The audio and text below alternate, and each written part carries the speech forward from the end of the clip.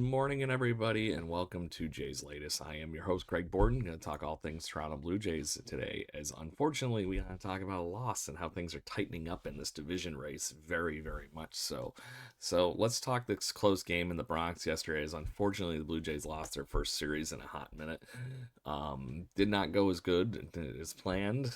Pick a direction on opening day of NFL football. But the story is that the Yankees are now 2 games within the division race and leading the wild card. Um, the Toronto Blue Jays, like I said, lost this one on what was an early back and forth in this game. Max Scherzer, Max Fried to the max. Very back and forth, both of them. Max Fried, the Blue Jays had their opportunities, were able to get 6 hits off of him, 3 earned runs, 1 walk, but they were not able to come up with that monster hit that drove in the last bits of runs, or at least a couple more. So on the other side, Max Scherzer, the Yankees did a really good job of racking his pitch count up early in this game, including a 11 pitch at bat to Ben Rice that also included him finally finishing that off with a home run, including a signal from Aaron Judge in the midst of that at second base somehow. Not quite sure how that one translates, but it's obviously part of the game at that point because it's not like there was tech devices or anything involved. At least I hope there weren't, but you could clearly see Aaron Judge signal Ben Rice in the video right before all the horrible happened with the Ben Rice 2-run home run. Or 3-run home run. I take that back in the first inning. But Max Scherzer got roughed up, 8 strikeouts as well, 4 earned runs, 4 walks. So Max was not the Max that we've seen over the last few games. Picks up his 3rd loss of his short MLB season. He is now 5-3. After that first initial home run, though, the Blue Jays didn't want to be going quietly in this game. IKF, Isaiah Kiner Falefa, hits a single or singles on a ground ball, scores Kirky. Ernie Clement moves up to third, and then the wheels start moving. Nathan Lucas gets a sac fly. It scores Clement, and that gives us 2 of the runs back that we needed. And then go to the top of the third. Vlad Jr. comes up with a massive double. And honestly, I'm wishing they sent Davis Schneider in this one because you look in hindsight, this is one of those ones where that extra run would have tied, give us a lead. And why not be aggressive at that point in this game? Top of the third, early in the game. Don't know how many more opportunities you're going to get. Is the, I guess, outside argument to that whole thing. But maybe you roll the dice here and see what happens. And worst case scenario, you had the last out of the inning ready to go. I don't know. It's the meat of the order, but you also didn't have Bo Bichette in the meat of this order yesterday, too, as he's obviously getting a day off from the collision with Austin Wells at home plate the day before.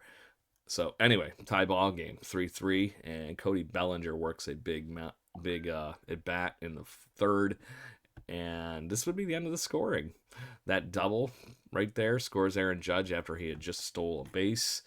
And yeah, that was the end of the scoring right there. The Blue Jay bullpen looked incredibly good. But the Blue Jays were waiting for that last hit. We couldn't come up with it. It was just frustrating because they had all the opportunities in the world. They went 2 for 12 with runners in scoring position yesterday and just could not come up with that last hit to score that extra run, tack it on, take the lead, whatever it might be. But I want to make sure I give credit where credit is due because we haven't been mashing on the bullpen over the last week.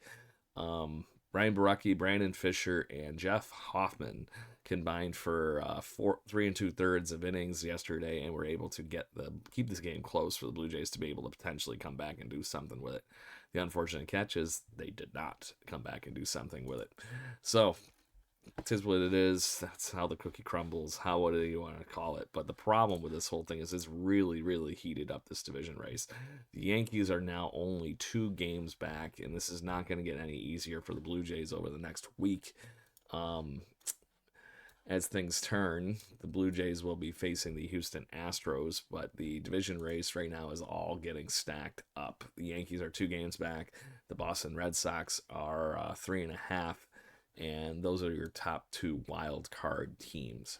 So that being said, like I said, it's just piling up at this point.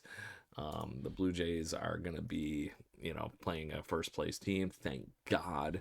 The Yankees are going to be playing another first place team in the Detroit Tigers over the next few days. They will kick that series off, I believe, tomorrow as well. Searching. Yes, they don't start till Tuesday, just like the Blue Jays do, so they will get an off date as well.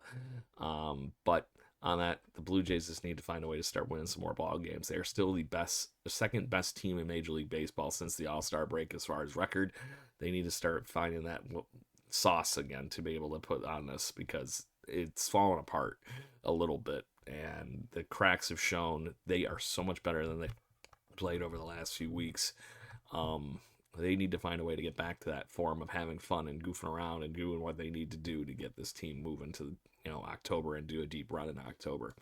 Hopefully the extra day off with Bo Bichette will greatly assist that and give the Blue Jays an extra edge back, because he has been a huge part of this offense, and you could see that bat not being in the lineup yesterday was definitely a part of what the problem is for the Toronto Blue Jays yesterday in the Bronx.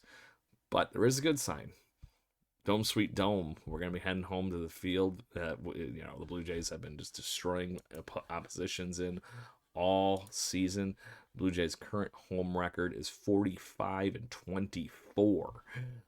Completely 500 on the other side of that. It's an away category, but obviously Dome Field advantage has its place, and the Blue Jays do have one of the better ballparks to be able to take advantage of for all kinds of reasons. So, we'll be facing the Houston Astros, as I mentioned, tomorrow, not today on the off day. But Luis Garcia will be on the mound, and there's been plenty of drama with what's going on with the Houston Astros over the last week. You remember us talking about on the Jaybird Watching podcast, probably, the wonderful fun that was Framber Valdez literally throwing at his rookie catcher.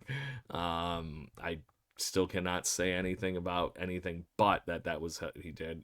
I just can't imagine being that frustrated with my battery mate to throw a ball at him and cross him up on purpose. And you could tell that Valdez, regardless of the bullshit that's been said, did that on purpose. Just that look on his face when he just rifled the pitch out on what should have been a curveball, it looks like, and the catcher takes it right in the gut, and he just turned his back and walked back and didn't even ask for the ball to be thrown back to him.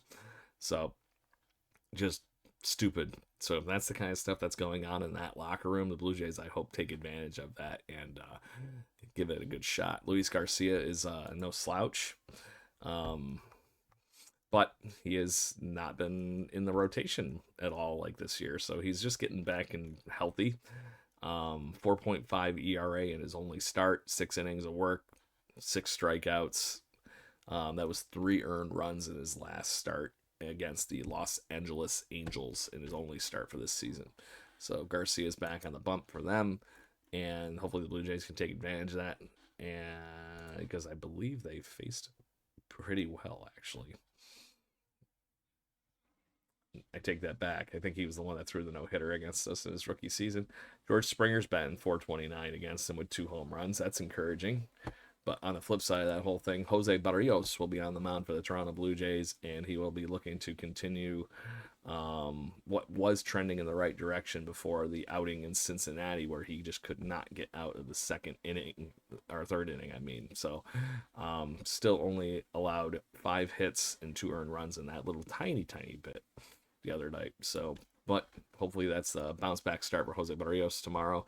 He is the expected starter, has not actually been officially announced who is going to be on the bump for the Toronto Blue Jays this come Tuesday.